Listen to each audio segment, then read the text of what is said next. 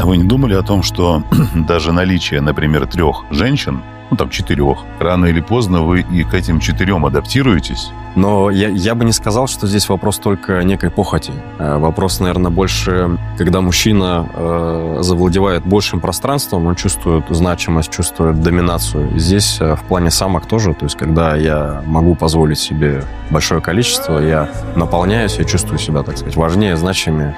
Я понимаю, о чем вы говорите. То есть если мы исторически уйдем в отношения мужчины и женщины в разные периоды человечества, в разных культурах и в христианстве в том числе допускалось многоженство.